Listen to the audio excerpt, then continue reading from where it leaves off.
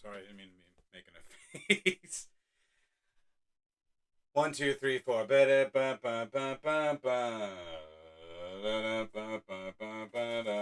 It's Wednesday.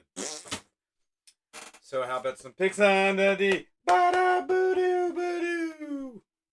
So since I've been way behind and just kind of picking and choosing from the stack, instead of 3 picks, I have 3 chunks. So first is the last couple Heroes Reborn books. This is the big showdown, this one. But then there's going to be one more Heroes Return at the end, which that will probably actually be the big showdown. At this point, I believe each issue is focused on the previous 6 issues have each focused on a different member of the Squadron Supreme of the United States, and so this I would assume is going to focus on the team as a whole. And then here we have Weapon X and Final Flight, which is, I'm assuming, the Alpha Flight version. Wolverine here is apparently leader of. These are all Canadian superheroes. Of course, none of these characters, they all look like members of Alpha Flight or past members of Alpha Flight, but I couldn't tell you exactly who is who. And it's written by Ed Brisson, so it doesn't matter. So it's just fun anyway. Let's see what else. I bought all the Star Wars books I haven't bought because this War of the Bounty Hunters. The only title that this War of the Bounty Hunters is crossing over into that I don't buy is Dr. Aphra, which is, I don't know why I don't buy Dr. Aphra. I think it's just because I lost. I had to drop it once upon a time, and I still read it on the app. It's a really good book, though. I guess the only reason I don't buy it is because that character was never in any of the movies. But I don't think I'll have any trouble following this. This has just been a very fun thing. The basic premise is that Han Solo is frozen in carbonite at the end of The Empire Strikes Back, and Boba Fett was taking him to Jabba the Hutt to collect the bounty, but somebody stole Han Solo before Boba Fett had a chance to do that. So now Jabba has opened up that bounty to Boba Fett, to include Boba Fett as well. So now everybody's after him, and they're all also after Han Solo. And then finally this week, I bought all the X books that I haven't had a chance. This is going back like 3 or 4 weeks now of the X-Men books, leading up to the Hellfire Gala, which is the next uh, It seems like the way since Hickman's taken over the X books, there's just all of the storylines have all been intersecting. And I don't know if you need to buy every X book to follow what's happening, but I do. So that's where I'm coming from on this. So before the Hellfire Gala, I got these 2 from May, and then these are all Hellfire Gala books leading up to this week's Planet Size X-Men. So, yeah. What is the Hellfire Gala, you ask? Well, it's a gala for Hellfire. The Hellfire Club used to be the X-Men, one of the X-Men's adversaries. The Hellfire Club was a club in New York, led by evil mutants who were also very into S&M, and so they used to be villains of the X-Men. The White Queen eventually became, an X-Man herself, although she's always kind of a bad girl. Sebastian Shaw, the Black King, is almost always a villain, but since Hickman started this Krakoa storyline where all mutants are Krakoan citizens, those sorts of good mutants, evil mutants, that's been kind of, put to the side. But some of them are still worse than others. Now the Hellfire Club, that was the original Hellfire Club. They were then, like 10 years ago, I want to say, the Hellfire Club was reformed by a bunch of evil genius children who are still around, but they're not the Hellfire Club anymore. The Hellfire Trading Company is now what Emma Frost, the White Queen, runs, which is a the major corporation. It's different from X Corp, but so yeah, the Hellfire Trading Company is a major business on Krakoa, and this gala is ostensibly, I believe, the sort of coming out for mutant kind, culturally speaking. I'm behind, so I couldn't tell you exactly that's what it is, but where did the damn thing go? Those were picks of the week. And now picks of Just trying to keep this. I don't know why things are going great, but I'm also frustrated constantly. So that's where I'm at today. Okay, so last week I read. I'll start with this one. Other History of the DC Universe #4. This was a lot of fun. I did say last week that Renee Montoya had become the Spectre at some point, and I was wrong. That was Crispus Allen, another detective. But Renee was there. I think that's why I got it confused. She does become the Question, and this whole issue was about what I expected. The story of Renee Montoya, who's Dominican. I think I said she was half black, half Puerto Rican or something like that before. She's Dominican, and she's also gay. And so but that her being gay was much later in her character's development. So seeing the story told from her perspective from the beginning of having always been gay and always having to, because she was a cop. Well, first of all, because she was Catholic, and then because she was a cop.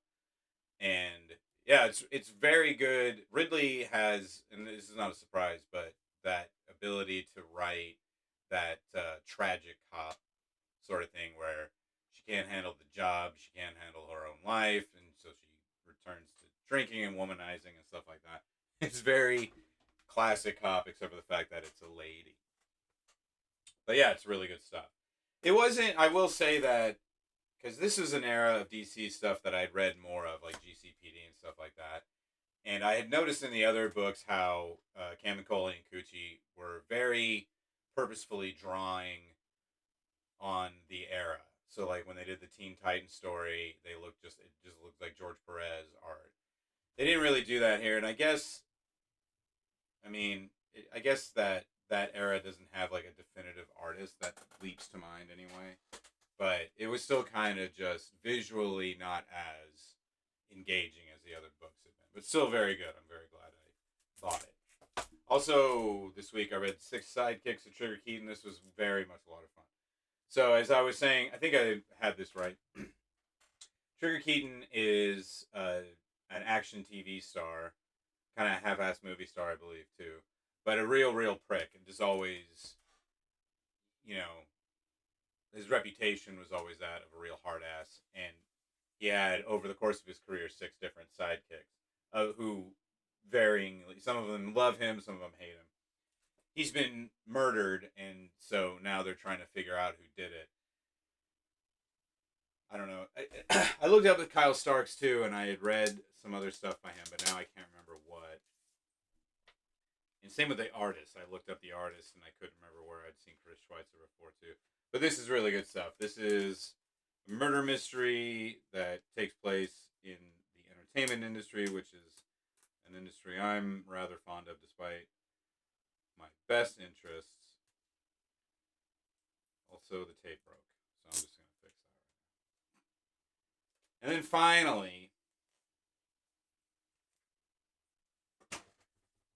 Web of Spider-Man #1. So all that stuff I was saying last week about speculators and all that stuff, I still mostly believe that, but I'm going to sell this because it's a piece of shit. This is, I'm being a little too harsh. It wasn't very good though, and I didn't enjoy it.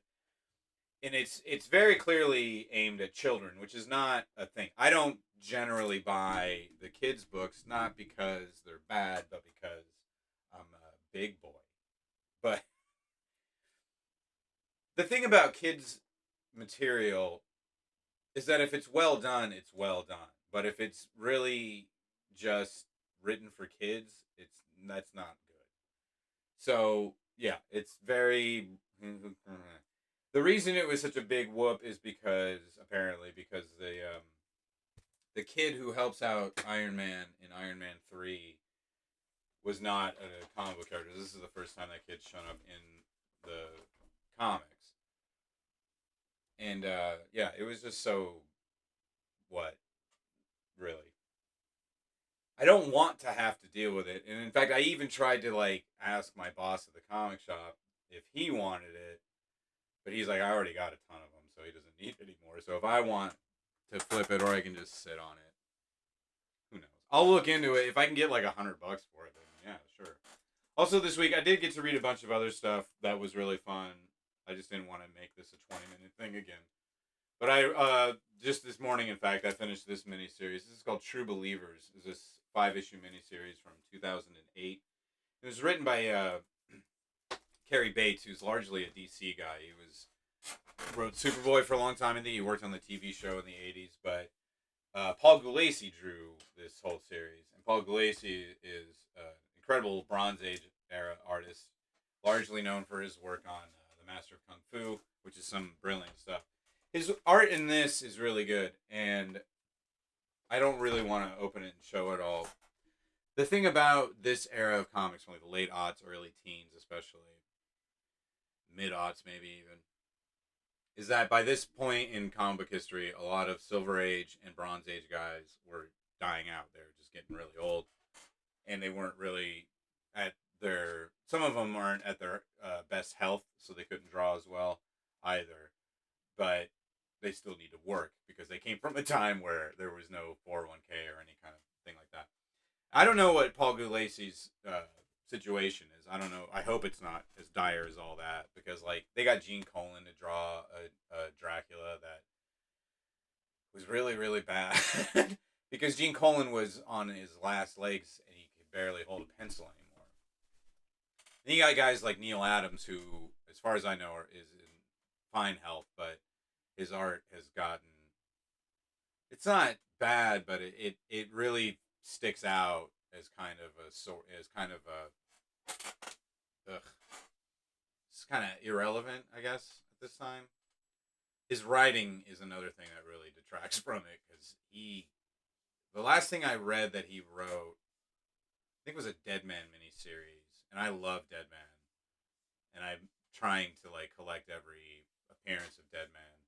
But yeah, it was really, really bad. There was an XMen series that he drew too. I think he also wrote, that I dropped after a couple issues because it was bad.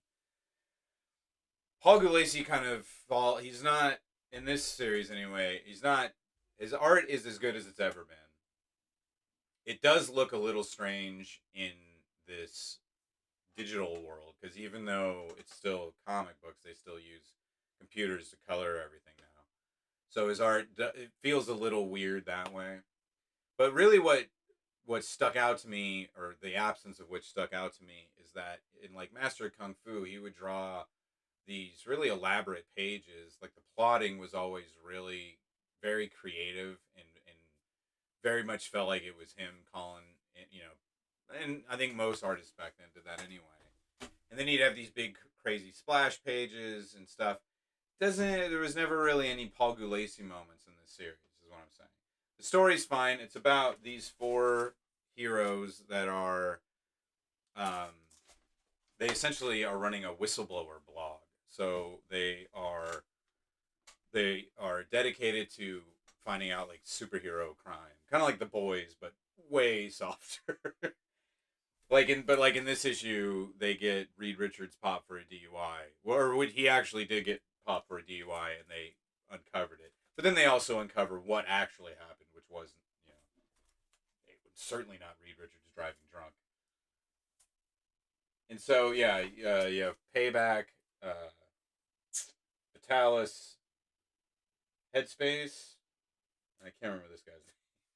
But these heroes that he created for this, and then I don't think they've ever come up in anything else ever again.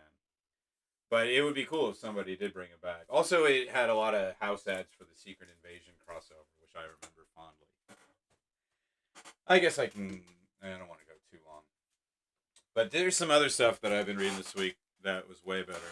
Black Widow continues to be amazing. Elena Casagrande is still one of the... It's probably, with Carmen Carnero, those two are my favorite like current artists in comics right now. There was a particular reason I really liked this issue, and now I'm trying to remember why. But then when you have splash pages like this, look at that. That's an incredible amount of work, and I hope this book is selling well enough to keep it going. Kelly Thompson's scripts are always fun too. Also, Deadly Class continues to be great. Now, Deadly Class has taken place in the 80s all throughout that, but now we are into the late 90s here. And watching these characters who are my age basically grow up is very fun for me, especially because they all listen to the same kind of music I do. This was the last issue of Heroes Reborn featuring Princess of Power, Princess Zarda, who's the Wonder Woman of this world and who is way scarier than Wonder Woman. And then those were the spin-offs. Immortal Hulk number 47. This is the first time since Al Ewing has taken over that he finally meets the Avengers as the Immortal Hulk and beats the crap out of all of them. Although he does take it pretty... He gets himself beaten up pretty well, too. Al Ewing is going to be leaving Hulk pretty soon. And I believe, if I remember right, Warren at the shop was telling me that he's going to take over Venom. And Donny Cates has been writing Venom for the last couple of years. He's going to take over the Hulk. I'm way more excited. I love Al Ewing, but I don't really read Venom that much. I might start reading it more again because of him. But Donny Cates on the Hulk, that's going to be something else. I am very excited for that. And then this Beta Ray Bill issue was action-packed.